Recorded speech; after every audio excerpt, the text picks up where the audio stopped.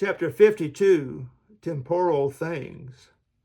I walked back down to the main plaza where the protesters were still protesting and looked for the frumpy lady.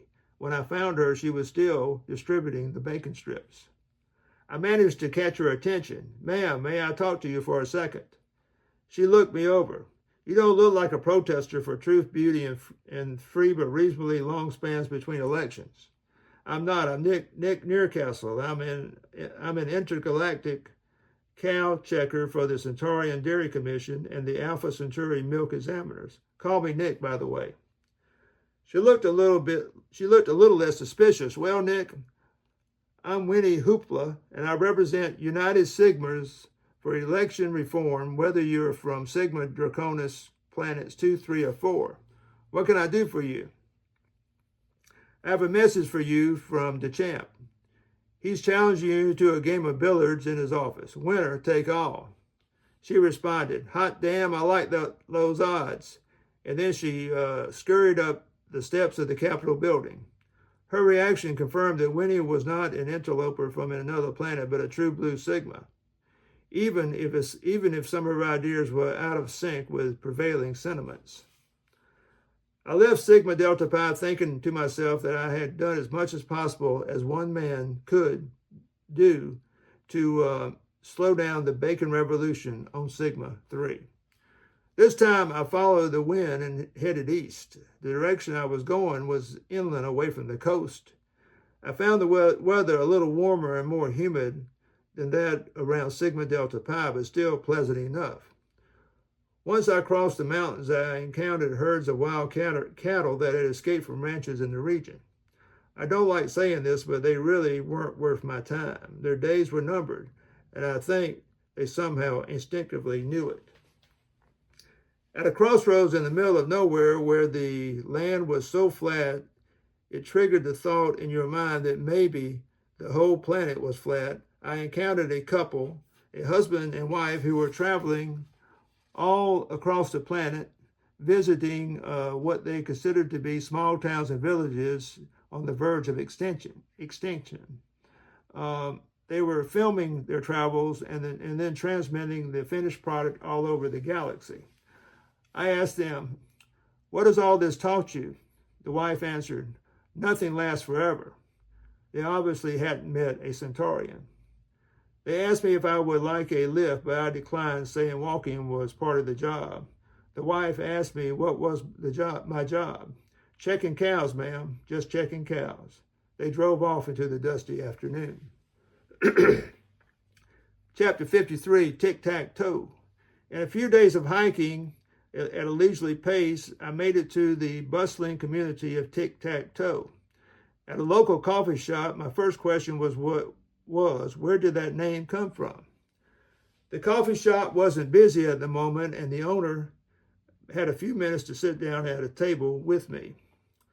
About 200 years ago, a couple of our citizens were sitting under the gazebo in the town park enjoying nature and dozing off.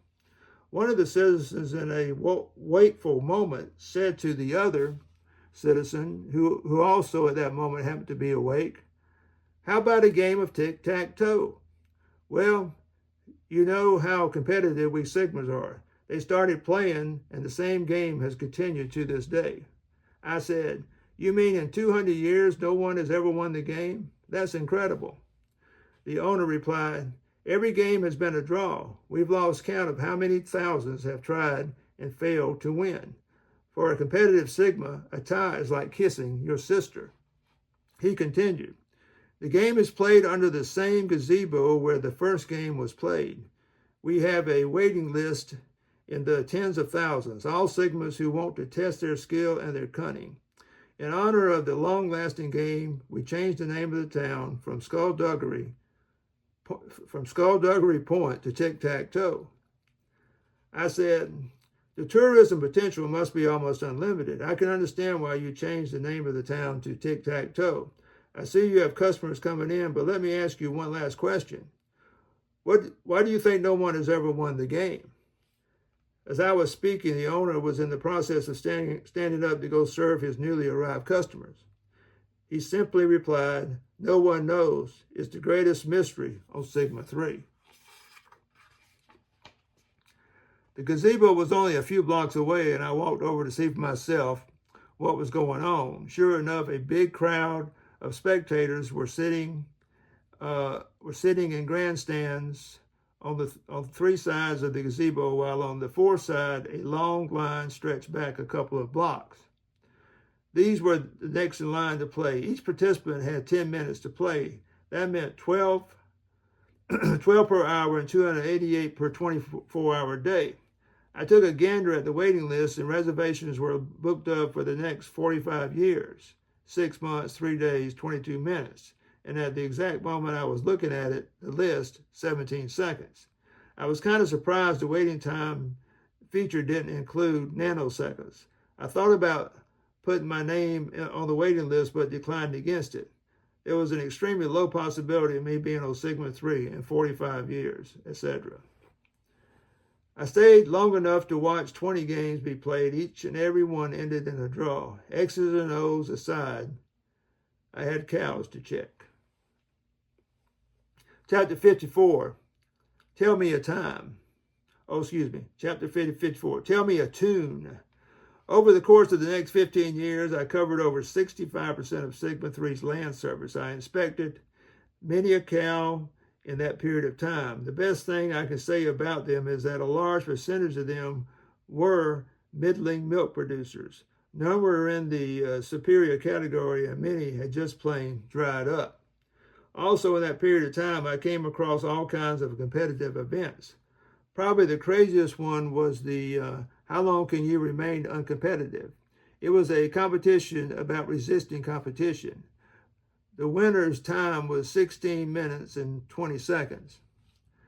Maybe the most fun contest was in the town of Perpetual Karaoke, which, like the town of Tic-Tac-Toe, had changed its name to be in line with its dominant characteristic, a never-ending karaoke competition. When I was there, the challenge was to sing the song Muskrat Love from beginning to end without breaking into hysterical laughter.